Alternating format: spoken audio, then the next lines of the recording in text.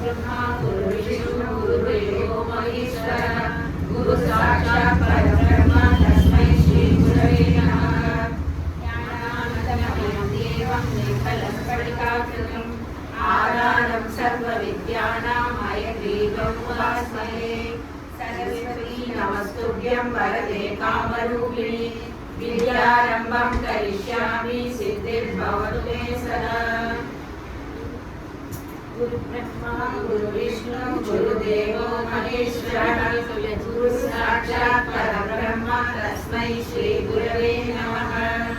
व्यासं वसिष्ठनन्दानं सर्वे गौतममहं पराशरात्मजं वन्दे सुगतादं तपोनिधिं। व्यासाय विष्णुरूपाय व्यासरूपाय विष्णवे नमो वै ब्रह्मणे वासिष्ठाय नमो नमः। अनिकाराय सूर्याय नित्याय परमात्मने सदैकरूपरूपाय विष्णवे सर्वजिष्णवे यस्य स्मरणमात्रेण जन्मसंसारबन्धनः विमुच्यते। नमस्तस्मै विष्णवे प्रभविष्णवे। ॐ नमो विष्णवे प्रभविष्णवे। श्रीवैशम्पायन उवाच शुद्धाधर्मानशेषेण पावनाञ्च सर्वशः युधिष्ठिरशान्तनवं पुनरेवाव्यवाचः। युधिष्ठिर उवाच किमेकं दैवतं लोके किं वा वेदं परायणं सुवन्तं तमर्चन्त प्राणिनिर्माणवान् शुभं। को धर्मः सर्वधर्माणां भवतः परमो मदः किं जगन्मुच्यते जन्तुर्जन्म संसारात्। श्रीभीष्म उवाच जगत्प्रभुं देवदेवम् अनन्तं पुरुषोत्तमं सुवर्णाम सहस्रेण पुरुषः सदतोऽतिशः तमेव चार्चयन् नित्यं भक्त्या पुरुषमव्ययम्। ध्यायन् सुवर्णमस्य यजमानस्य वेद च अनादिनिधनं विष्णुं सर्वलोकमहेश्वरं लोकाध्यक्षं सुवर्नित्यं सर्वदुःखादितो भवेत्। ब्रह्मण्यं सर्वधर्मण्यं लोकानां कीर्तिवर्धनं लोकनाथं महद्भूतं सर्वभूतभवोद्भवम्। एष मे सर्वधर्माणां धर्मोऽधिकतमो नरः यद्भक्त्या पुण्डरीकाक्षं सर्वैरर्थेन रसः। परमं यो महत्तेजः परमं यो महत्तपः परमं यो महद्ब्रह्म परमं यः परायणं। पवित्राणां पवित्रं यो मङ्गलानां च मङ्गलम् दैवतं देवतानां च भूतानां यो जयप्रियः। यतः सर्वाणि भूतानि भवन्त्यादियुगागमे यस्मिन् च प्रलयं यान्ति पुनरेव युगक्षये तस्य लोकप्रधानस्य जगन्नाथस्य भूपते विष्णोर्नाम सहस्रं मे शृणु पापभयापहम्। यानि नामानि गौराणि विख्यातानि महात्मनः ऋषिभिः परिगीतानि यानि वक्ष्यामि भूतये। ऋषिर्नाम्नां सहस्रस्य वेदव्यासो महामुनिः छन्दोऽनुष्टुप्तदा देवो भगवान् देवकीसुतः। अमृतांशुर्भवो बीजं शक्तिर्देवकीनन्दनः त्रिसामायुधयं तस्य शान्तिर्देवी नियुज्यते। विष्णुं जिष्णुं महाविष्णुं प्रभविष्णुं महेश्वरम् अनेकरूपदैत्यान्तं नमामि पुरुषोत्तमम्। अस्य श्रीविष्णो दिव्यसहस्रनामस्तोत्रमहामन्त्रस्य श्रीवेदव्यासो भगवान् ऋषिः अनुष्टुप्छन्दः। श्रीमहाविष्णुः परमात्मा श्रीमन्नारायणो देवता अमृतांशुधरो भानुर्वीर्यं देवकीनन्दनस्य शक्तिः उदाशोभनो देव इति प्रणो मन्त्रः। चन्द्रमण्डलकी चक्रीकीलकं शार्दतन्वा गदाधर इत्यस्तं रथाङ्गपाणिरक्षोभ्य इति नेत्रं त्रिसामा सामगस्सामेति कवचम् आनन्दं परब्रह्म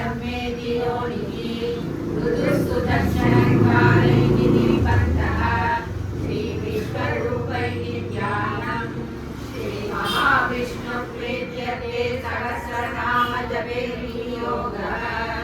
ध्यानम् श्रीयोदण्डप्रदेशे शुचिमणिविलसत्सैलके मौक्तिकानां मालाक्लृप्ता सहस्रस्वरिगणमणिगणमौक्तिकमणिदिलाङ्गः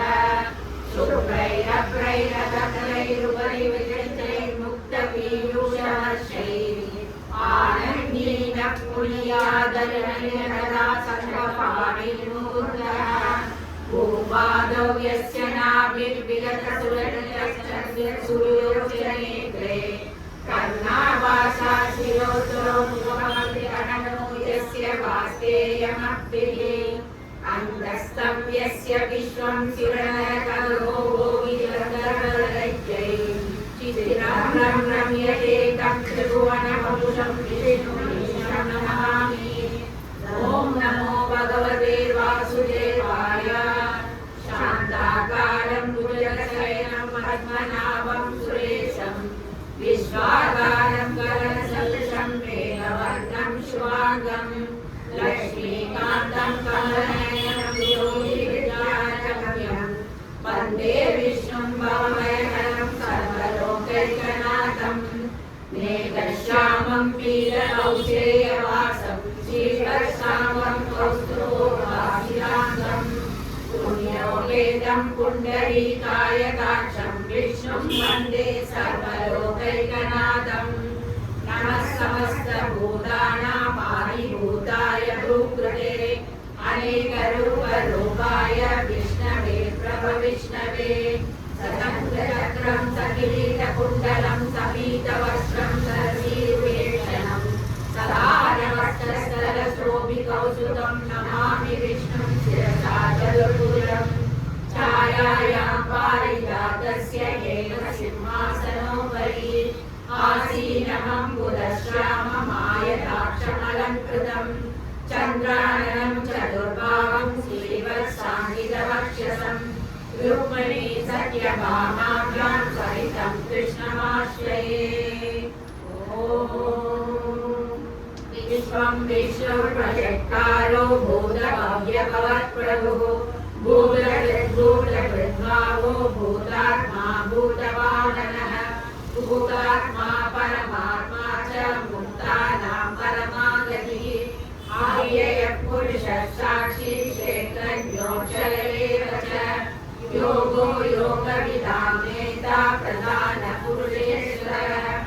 नारसिंहवपुः श्रीमान् केशवः पुरुषोत्तमः सर्वस्ताणुर्भूतादिर्निरव्ययः सम्भवो पावनो भर्ता प्रभवः प्रभुरीश्वरः स्वयं भूसम्भुरादित्यः पुष्कराक्षो महासनः अनादिनिधनो दाता विधाता दातुरुत्तमः अप्रमेयो ऋषिकेशः पद्मनाभो वरप्रभुः विश्वकर्मा मनुस्सष्टा सविष्टस्तविरो ध्रुवः अग्रार्यशास्त्रदः कृष्णो लोकिताक्षप्रदर्शनः प्रभुदनिर्वृत्तानः पवित्रं मङ्गलं परम् ईशानः प्राणः प्राणो ज्येष्ठश्रेष्ठः प्रजापतिः हिरण्यगर्भो भूगर्भो मानवो मधुसूदनः ईश्वरो विक्रमी तन्वी मेधावी विक्रमक्रमः अनुत्तमो दुरादर्शः कृतज्ञः कृतिरात्मवान् सुरेशः शरणं शर्म विश्वरेदा प्रजापतिः अगः संवत्सरो व्यालः प्रत्ययः सर्वदर्शनः अधः सर्वेश्वरः सिद्धः सिद्धिः सर्वाधिरच्युतः ईशाभिनिरमेयात्मा सर्वयोगपरिश्रुतः वसुर्वसुमनः सत्यः समात्मा संविदः समः अमोघः पुण्डरीकाक्षो वृषकर्मा वृषाकृतिः रुद्रो बहुशिरा भग्रो विश्वयोनिश्चुतिस्रवाम अमृतः शाश्वतस्थाणुर्परारोहो महातवाम सर्वगः सर्वविद्वानुर्विश्वक्सेनो जनार्दनः वेदो वेदविदब्रह्मो वेदाङ्गो वेदविद्कविः लोकादर्शः सुरादर्शो धर्मादर्शः कृताकृतः चतुरात्मा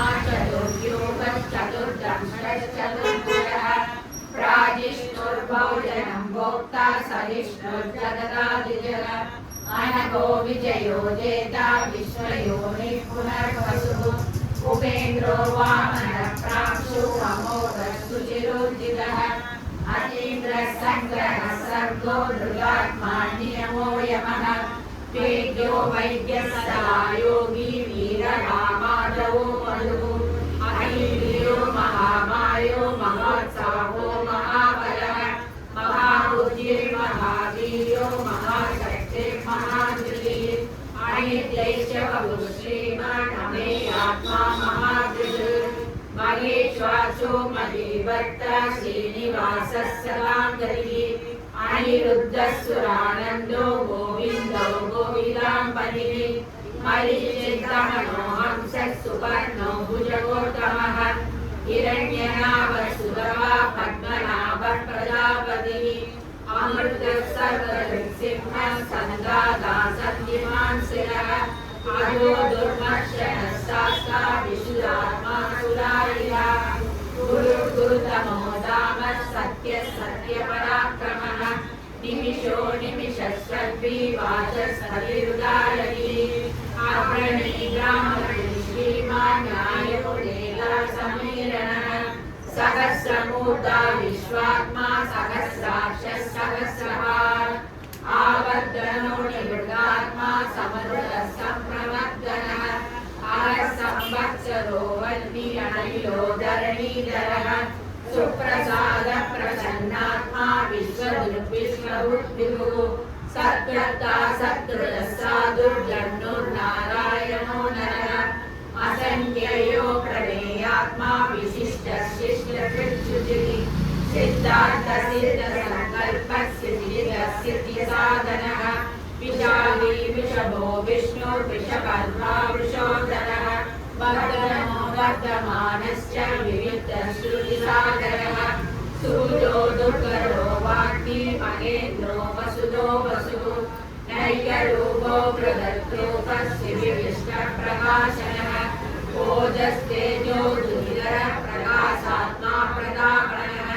बुद्धस्पष्टाक्षरो मन्त्रः चन्द्रांशुर्भास्करद्युतिः अमृतां शुद्धो भानुशशबिन्दुसुरेश्वरः औषधं जगदस्येदो सत्यधर्मपराक्रमः भूतभव्यभवन्नाथः पवनः कामनोहरः कामः कामकृत्कान्तः कामः कामप्रदप्रभुः युवातियुगावत्तो नैकमायो महासनः अदृश्यो व्यक्तरूपस्य सहस्रजिदनन्दयसे इष्टो विशिष्टशिष्टेश्वर शिवण्येन वृषो वृषः क्रोधः क्रोधकृत्कर्ता विश्वबाहुर्महीशरः अच्युतः प्रथितः प्राणः प्राणदो वासवानुजः अवानिधिरधिष्ठानः प्रतिष्ठितः स्कन्दस्तन्दतरो दुर्यो वरदो वायुवाहनः वासुदेवो बृहद्भानु आदिदेवः पुरन्दरः अशोकस्तारणस्तारः शूरः शौरिर्जयेश्वरः अनुकूलः सदावर्तः पद्मी पद्मनिवेक्षणः पद्मनाभो अरिन्दाक्षः पद्मगर्भः शरीरधृत् महर्षिरुद्रो वृद्धात्मा महाशोगर्वध्वजः अतुलस्वरो भीमः समयज्ञो सर्वलक्षणलक्षण्यो लक्ष्मीवान् समितञ्जयः भिक्षरो रोगितो मार्गो हेतुर्दामोदरः सः महीधरो महाभागो वेगवानविदासनः उत्पहर्षोवनो देवः श्रीगर्भः परमेश्वरः करणं कारणं कर्ता विकर्ता गणनो गुहः व्यवसायो व्यवस्थानः संस्थानस्थानयो ध्रुवः परगिरिपरमः स्पष्टः दुष्टः पुष्टः प्रवेक्षणः रामो विरतो मार्गो नेयो नयो नयः वीरशक्तिमतां श्रेष्ठो धर्मो धर्मविदुत्तमः वैकुण्ठः पुरुषः प्राणः प्राणदः प्रणवप्रभुः हिरण्यगर्भः शत्रुघ्नो व्याप्तो वायुरदोषधः ऋतुसुदर्शनः कालः परमेष्टिः परिग्रहः उग्रसंवत्सरो दक्षो विश्रामो विश्वदक्षिणः विस्तारस्तावरस्तानो प्रमाणं बीजमव्ययम् आर्तो नर्तो महाकोशो महाभोगो महाधनः अनिर्विण्णस्वयश्लोको धर्मयोगो महामगः नक्षत्रनेमि नक्षत्रे क्षाणसामः समीहनः यज्ञयुज्यो महेशस्य चतुस्सन्तं सदां गतिः सर्वदर्शी विमुक्तात्मा सर्वज्ञो ज्ञानमुत्तमम् सुमधुरः सुमगः सूक्ष्मः सुघोषः सुगतः सुहृत् मनोहरो जितक्रोधो वीरबाहुर्विदारणः स्वापनः स्वक्षो व्यापी नैकात्मा नैककर्मकृत् वत्सरो वत्सरो वत्सी रत्नगर्भो धनेश्वरः धर्मगुप्धर्मकृद्धर्मी सदसक्षरमक्षरम् अविद्याता सहस्रांशु विदाता कृतलक्षणः तपस्तिनेमि सत्तस्थो सिंहो भूतमहेश्वरः आदिदेवो महादेवो देवेशो देवहृद्गुरुः उत्तरो गोपतिर्गोप्ता ज्ञानगम्यः पुरातनः शरीरभूतभृद्गोप्ता कवीन्द्रो भूरिदक्षिणः सोमः सोमः पुरुषोत्तमः विनयो जयसत्यसन्तो दासान्तराम्बरिः जीवो विनयिता साक्षी मुकुन्दो विदविक्रमः अम्बोनिरनन्दात्मा महोदतिशयोत्तरः अजो महाश्रस्वाभाव्यो निजामित्रः प्रबोधनः आनन्दो नन्दनो नन्दः सत्यधर्माभिविक्रमः महर्षि कपिलाचार्य कृतज्ञो मेदिनीवली त्रिपदस्थिरसाध्यक्षो महाशृङ्गकृतान्तरिः महावराहो गोविन्दः शुचेन कनकान्तरिः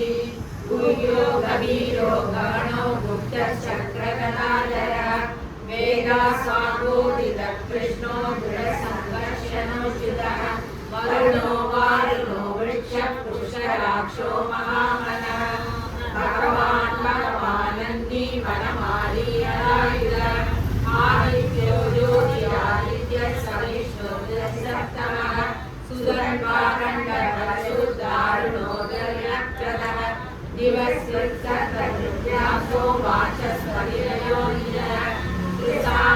कृसामासामरसामः निर्वाणं वेशनं विशत् संन्यासगच्छवः शान्तो निष्ठा शान्तिपरायणम् शुभाङ्गः शान्तिदस्पृष्टः कुमुदः कुवलेशयः कोविदो गोपतिर्गोप्ता वृषभाक्षो वृषप्रियः अनिवृद्धिर्वृतात्मा संक्षेप्ताक्षेण कृच्छिवः श्रीवत्सवक्षः श्रीवासः श्रीपति श्रीमदाम्बरः श्रीधः श्रीशः श्रीनिवासः श्रीनिधिः श्रीनिवाहनः श्रीधरः श्रीधरश्रेयः श्रीमान् लोकत्रयाश्रयः स्वक्षस्पन्दः सदानन्दो नन्दिर्ज्योतिर्गणेश्वरः विधियात्मा विधेयात्मा संकीर्तिर्चिन्नसंशयः उदीतः सर्वदश्चक्षुर्गणेशशास्त्रस्थिरः भूषणो भूषणो भूजिर्विशोकशोकनाशनः अग्निष्मानश्चिदः कुम्भो विशुद्धात्मा विशोधनः अनिरुद्धो प्रतिहतः प्रद्युम्नो विदविक्रमः कालनेमि शौरीशूरजलेश्वरः त्रिलोकात्मा त्रिलोकेशः केशवः केशिनाहरिः कामदेवः कामबालः कामी कामस्तुजाक्रमः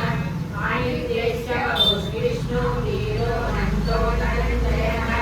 ब्रह्मण्यो ब्रह्मा ब्रह्म ब्रह्म विवर्धनः ब्रह्मविद्ब्राह्मणो ब्रह्मी ब्रह्मज्ञो ब्राह्मणप्रियः महाकर्मो महाकर्मा महातेजो महानरः महाचतुर्महायज्ञो महायज्ञो महाहरिः सर्वस्तोत्रं सुधिसोदारणप्रियः पूर्णः पूर्णैरा पुण्यः पुण्यकीर्तनामयः मनोजमस्तीर्थकरो वसुरेधा वसुप्रदा वसुप्रदो वासुदेवो वसुर्वसुमनामहि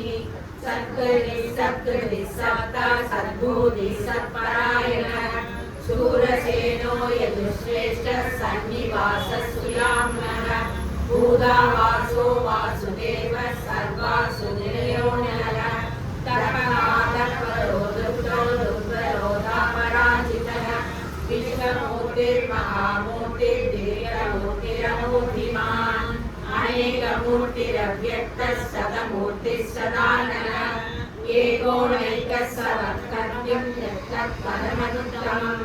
लोकबन्धुर्लोकनाथो माधवो भक्तवत्सलः स्वर्णकर्णो हेमाङ्गो वरान्दश्चन्दनाङ्गदिः वीरकाविशनः शून्यो कृताशीलचराचरः अमानीमानलो मान्यो लोकस्वामिन्योगः सुमेधो मेधयो धन्यः सत्यमेधाधराधरः तेजो विशो गिरिधरः सर्वशस्त्रवृणावरः प्रकृतो निग्रहो व्यग्रो नैकशृङ्गो तदाचलः चतुर्मूर्तिः चतुर्बाहुः चतुर्व्यूहश्चतुर्गतिः चतुरात्मा चतुर्भावः चतुर्वेदविवेकवान् समावर्तो निवृत्तात्मा दुर्जयो दुर्विक्रमः दुर्लभो दुर्गमो दुर्गो दुरावासो दुरारिका शुभाङ्गो लोकचारणः सुबन्धुः सद्विवर्धनः इन्द्रकर्मा महाकर्मा कृतकर्मा कृतागमः उद्भवः सुन्दरः सुन्दो रत्ननाभः सुलोचनः अर्धो वाचसरश्रृङ्गी जयन्तः सर्वविजयी स्वर्णबिन्दुरक्षोभ्यः सर्ववागीश्वरेश्वरः महाभूतो महाकर्तो महाभूतो महानिधिः कुन्दः पर्जन्यः पावनो निलः अमृतांशो गणभूः सर्वज्ञः सर्वतोमुखः सुलभः सुलभः सिद्धः शत्रुरामणः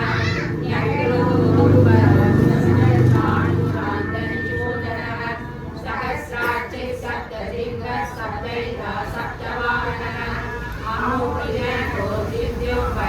भयनाशनः अणुभृगशूलो गुणगुणोमः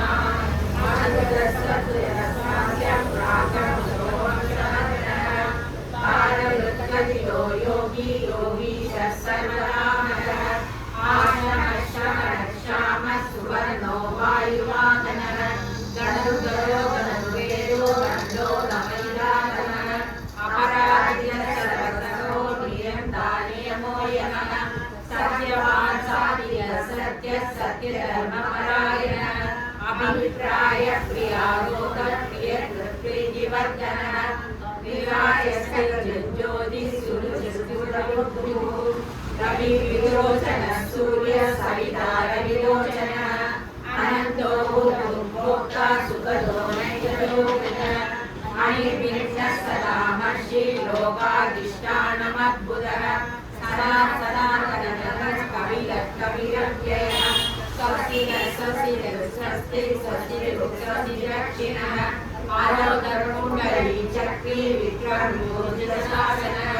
शब्दाधिकः शब्दसहस्रीरः सर्वरीकरः अक्रूरप्रेषलो दक्षो दक्षिणामलमिनाम्बरः विद्यात्मो वीरभयः पुण्यः श्रवणकीर्तनः उदाहरणो दुष्कृत्या पुण्यो दुःसम्प्रणाशनः वीरकारक्षणः सन्तो जीवनः पर्यवस्थितः अनन्तरूपो नन्तश्री वीरमन्युर्भयावहः चतुरश्लोकवीरात्मा वीशो व्याधियोदिशः अनादिरूपो दर्शी सुवीररुद्राङ्गः जननो जनतन्वादिर्भीमो भीमपराक्रमः आलारनिलयो दाता पुष्पवासः प्रजाकरः पूर्वदर्शकराचार्यः प्राणदः प्राणः प्राणनिलयः प्राणभृत्प्राणदीवनः तत्त्वं तत्त्वविदेहात्मा जन्ममृत्युजरादिकः भूर्भुवस्वस्तधाराः सविता प्रपितामहः यज्ञो यज्ञपतिर्यज्ञो यज्ञाङ्गो यज्ञवाहनः यज्ञः यज्ञकृत्यज्ञकृत्यज्ञी यज्ञकृत्यज्ञसाधनः यज्ञान्तर्यज्ञगुह्यमन्नमन्नादयेव च आत्मयोनिः स्वयं जातो वैकानः सामगायनः देहवीनन्दनस्रश्चाशिषः पापनाशनः चन्द्रवर्णन्यती चक्री शारदगङ्गाधराधरः रदाङ्गवाणिरक्षोभः सर्वप्रहरणायुधः सर्वप्रहरणायुधो नमैति परमाली गरी शान्ति चङ्गी चक्री चनन्दरी श्रीमन्नारायणो विष्णु वासुदेवो विरक्षतु परमाली गरी शान्ति चङ्गी चक्री चनन्दरी श्रीमन्नारायणो विष्णु वासुदेवो विरक्षतु परमाली गरी शान्ति चङ्गी चक्री चनन्दरी श्रीमन्नारायणो विष्णु वासुदेवो विरक्षतु वासुदेवो विरक्षतु नमैति गीतं कीर्तनीयस्य केशवस्य महात्मनः नाम्नां सहस्रं दिव्यानामशेषेण प्रकीर्तितं यं शृणुयात् नित्यं यश्चाभिगलयेतये नाशुभं प्राप्नुयात् यस्य मुक्तैकतमानवः वेदान्तको ब्राह्मणस्य क्षत्रियो विजयी भवेत् वैश्योधनसमुद्रशूरशुभमाप्नुयात् धर्मार्थीपाप्नुयात् धर्मं भक्तार्थी चाप्नुयात् कामानवाप्नुयात् चाप्नुयात् चाप्नुयात् भक्तिमान्यस्य लोकाय शुचिस्तन्तकमनसः सहस्रं वासुदेवस्य नाम्नां एतत्प्रकीर्ते यः प्राप्नोति विपुलं याति प्राधान्यमेव च आचरां श्रेयवाप्नोति श्रेयः प्राप्नोति उत्तमम् नरयं प्राप्नोति वीर्यं तेजश्च विन्दति भवन्त्रयोगो दुरिणान् बलरूपगुणादिनः रोगातो मुच्यते रोगापन्तो मुच्येत बन्धनात् भयान् मुच्येत वीतश्चो मुच्येतापन्नः पदः दुर्गान्नतिरस्तासु पुरुषः पुरुषोत्तमः सुवर्णाम सहस्रेण नित्यं भक्तिसमन्वितः वासुदेवाश्रयो मर्त्यो वासुदेवपरायणः सर्वभावविशुद्धात्मा याति ब्रह्म सनातनम् न वासुदेव भक्तानाम् अशुभं विद्यते क्वचित् जन्म मृत्युजरा व्याधि भयं नैकोपजायते इमं स्तवमलीयान श्रद्धा भक्तिसमन्वितः युज्येतार्थं शान्ति श्रीहृदिस्मृतिः न क्रोधो न समाचर्यं न लोभो न शुभामतिः भवन्ति वृद्धपुण्यानां भक्तानां पुरुषोत्तमे यौषधनक्षत्रं कम्पितो पूर्वमोदति वासुदेवस्य वीरेण गुजरातिमहात्मनः ससुरासुरगन्धर्वं स्वयंशोधननाशनं जगदेकं कृष्णस्य सदाचरम् इन्द्रियाणि मनोबुद्धिः सत्त्वं तेजो बलं धृतिः वासुदेवात्मकान्याहुः क्षेत्रं क्षेत्रज्ञ एव च सर्वासमानाचारप्रथमं परिकल्पते आचारप्रभवो धर्मो धर्मस्य प्रभुरक्षितः विषयप्रियरो देवा महाभूतानि दानवः जङ्गमाजङ्गमं चेदं जगन्नारायणोद्भवम् योगो ज्ञानं तदा साख्यं विद्याश्रित्वादिकर्म च वेदाशास्त्राणि विज्ञानं वेदः सर्वं जनार्दनात् एको विष्णुर्महद्भूतं पृथग्भूतान्यनेकशः त्रिलोकान् व्याप्य भूतात्मा भूते विश्वभुवव्ययः इमं स्तवं भगवतो विष्णोर्व्यासेन कीर्तितं पठ्यते श्रेयः प्राप्तुं सुखानि च विश्वेश्वरमजं देवं जगतं प्रभुमव्ययं वदति ये पुष्कराक्षं न ते यान्ति पराभवं न ते यान्ति पराभवो न युगी अर्जुन उवाच पद्मपत्रविशालाक्ष पद्मनाभसूत्तम भक्तानामदत्तानां त्राता भव जनार्दन। श्रीभगवानुवाच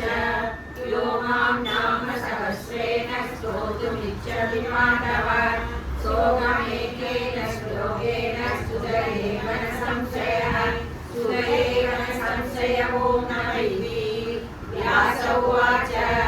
वाचनात् वासुदेवस्य वासितं भुवनत्रयं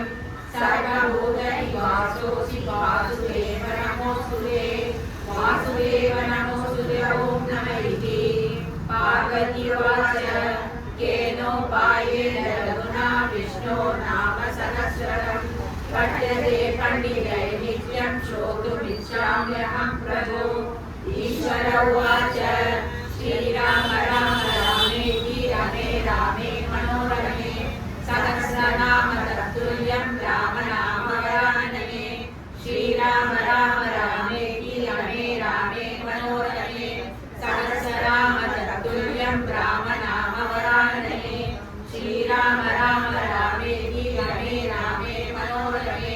सहस्रनाम तत्तुल्यं राम नाम वरानने। राम नाम वरानन ॐ नमः इति। ब्रह्मोवाच नमोऽस्तुवन्दाय सहस्रमूर्तये सहस्रपादाक्षिशिरोरुबाहवे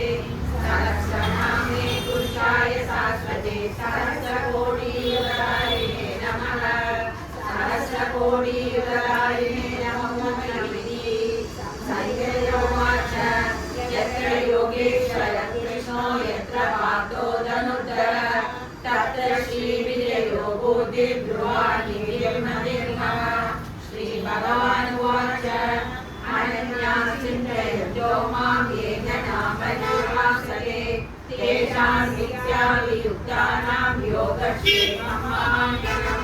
परित्राणाय साधूनां विनाशाय चतुष्कृतां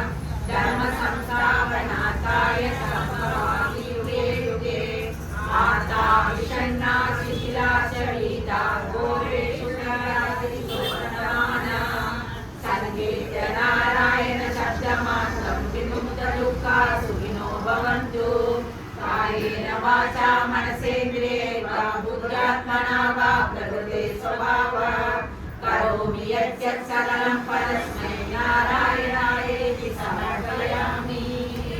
शङ्खचक्रगदाहस्ते महालक्ष्मी नमोऽस्तुते नमस्ते गरुडारूढे लोलासुलभयङ्करी सर्वपापहरे देवी महालक्ष्मी नमोऽस्तुते। सर्वज्ञे सर्ववरदे सर्वदुष्टभयङ्करी सर्वदुःखहरे देवी महालक्ष्मी नमोऽस्तुते। सिद्धिबुद्धिप्रदे देवी बुद्धिमुक्तिप्रदायिनी मन्त्रमूर्ते सदा देवी महालक्ष्मी नमोऽस्तुते। आद्यन्तरहिते देवी आदिशक्तिमहेश्वरी योगकुले योगसम्भूते महालक्ष्मी नमोऽस्तुते। स्थूलसूक्ष्ममहारौद्रे महाशक्तिमहोदरे महापापहरे देवी महालक्ष्मी नमोऽस्तुते। पद्मासनस्थिते देवी परब्रह्मस्वरूपिणी परमेशी जगन्माता महालक्ष्मी नमोऽस्तुते। श्वेताम्बरधरे देवी नानालङ्कारभूषिते जगत्स्थिते जगन्माता महालक्ष्मी नमोऽस्तुते। महालक्ष्म्यष्टकस्तोत्रं यः पठेत् भक्तिमान् नरः सर्वसिद्धिमवाप्नोति राज्यं प्राप्नोति सर्वदा। एककाले पठेत् नित्यं महापापविनाशनं द्विकालं पठेत् नित्यं धनधान्यसमन्वितः त्रिकालं पठेत् नित्यं महाशत्रुविनाशनं महालक्ष्मी भवेत् नित्यं प्रसन्ना शुभा।